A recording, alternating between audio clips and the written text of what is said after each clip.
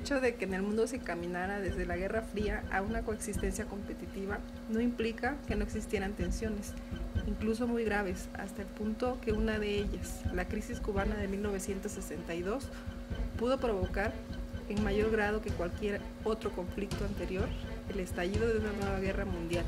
Lo cierto es, sin embargo, que en las crisis se empezó a gestar una nueva forma de ponerse en relación las dos superpotencias que evitaron una confrontación que pudiera desembocar en la guerra.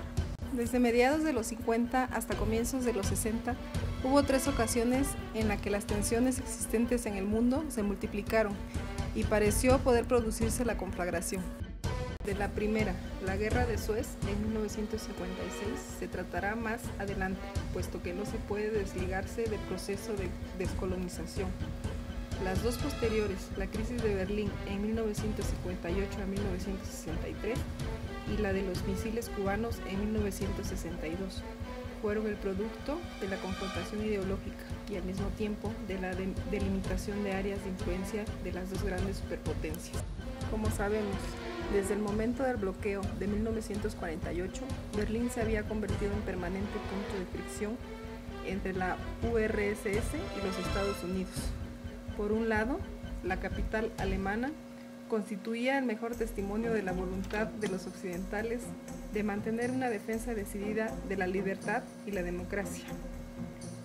Al mismo tiempo, la existencia misma de esta ciudad tendía a poner en cuestión la validez misma de los principios comunistas, tal y como creían en ellos los dirigentes soviéticos. Khrushchev y el equipo dirigente de la URSS estaban, sin duda, convencidos de la manifiesta superioridad del comunismo y de su victoria a largo plazo, pero en 15 años, 3 millones de alemanes del este habían logrado cambiar de zona merced al Estatuto de Berlín, que mantenía un sistema de ocupación militar que ya había desaparecido en Alemania Occidental.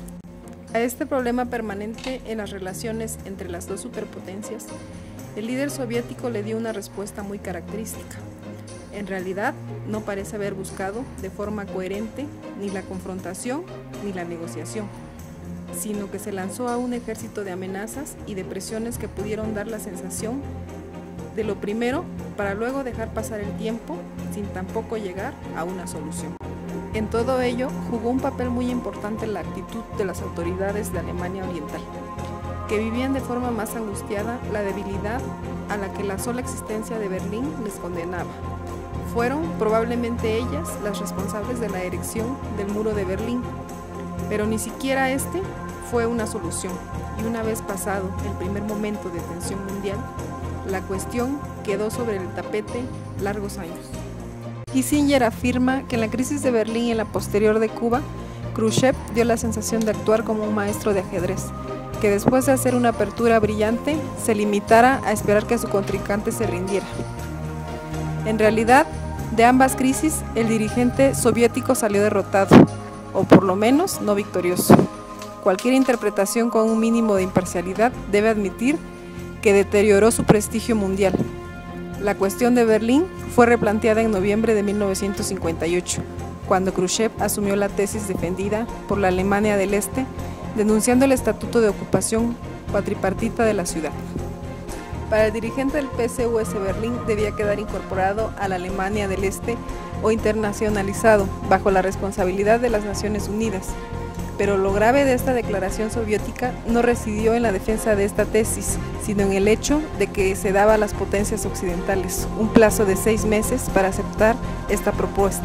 De no hacerlo, la URSS firmaría un tratado de paz con la Alemania Oriental, la cual, de esta manera, tendría el control de todas las vías de acceso a Berlín. De este modo, las potencias occidentales se encontraron con el dilema de poder llegar a enfrentarse en una guerra nuclear con los soviéticos. En el caso de no aceptar, mientras si lo hacían, parecían renunciar a la defensa de sus propios valores democráticos, de cara a los alemanes de Berlín.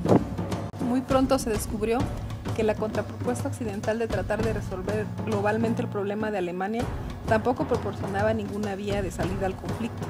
Así se demostró en la conferencia de los ministros de Asuntos Exteriores de los 4 grandes reunidos en Ginebra, durante el verano de 1959. el posterior viaje de Khrushchev a Estados Unidos en septiembre de 1959 dio la sensación de permitir un aflojamiento de la tensión y además trajo como consecuencia la convocatoria de una conferencia de las máximas autoridades de las 4 potencias vencedoras de la Alemania nazi en París en mayo de 1960. Sin embargo, en esta ocasión, de un modo de nuevo muy característico del estilo político de Khrushchev, se produjo un nuevo fracaso, cuando el secretario general del PCUS exigió con carácter previo a los norteamericanos que pidieran excusas por haber empleado aviones espías sobrevolando el territorio soviético, denominado U-2, uno de los cuales fue derribado y su piloto apresado. Luego se reprodujo la máxima tensión en los años siguientes, cuando no habiéndose llegado a ningún acuerdo, Khrushchev lanzó violentísimos ataques contra los occidentales desde las tribunas de la ONU en otoño de 1960. Cuando tuvo lugar una entrevista entre Khrushchev y el nuevo presidente norteamericano, Kennedy, en Viena en junio de 1961, no hubo tampoco ningún avance. El segundo parece haber buscado algún tipo de camino hacia un compromiso, mientras que su interlocutor se lanzaba a una confrontación ideológica de la que nada pudo salir. La propuesta soviética volvió a ser convertir a Berlín en una ciudad libre, en el marco de un tratado de paz de los antiguos aliados con los dos Alemanes. Kennedy sintió la frustración de quien ni siquiera creía haber sido considerado como un igual por su interlocutor. La crisis sobre Berlín llegó a su apogeo a mediados de agosto de 1961, cuando las autoridades del este de Alemania tomaron la decisión de establecer un muro de división entre las dos zonas de ocupación de la capital. En adelante, la circulación entre ambas quedó imposibilitada por completo. Quienes trataron de franquear el muro quedaban condenados a persecución e incluso a muerte, como habrían de sufrir algunos centenares. También a lo largo de la frontera de las dos Alemanias se tomaron idénticas precauciones, de modo que aunque no de forma absoluta, la hemorragia demográfica sufrida por la Alemania comunista pudo ser detenida en gran medida. Lo sucedido podía parecer el óptimo testimonio de la confrontación entre los dos mundos, pero en realidad acabó siendo relativamente satisfactorio para ambas superpotencias. Kennedy pudo denunciar lo sucedido como una prueba de que el comunismo solo era capaz de evitar ese voto con los pies, que hasta ahora se había producido por el procedimiento de levantar una barrera para evitar la libre comunicación. Además, acudió a Berlín a levantar el acta de los males del comunismo y a garantizar un apoyo que, por otro lado, no significaba un riesgo de confrontación nuclear, pero al mismo tiempo, en su interior, llegó a la conclusión de que lo sucedido tras la mala experiencia de Viena demostraba que con todas sus bravatas Khrushchev no quería la guerra.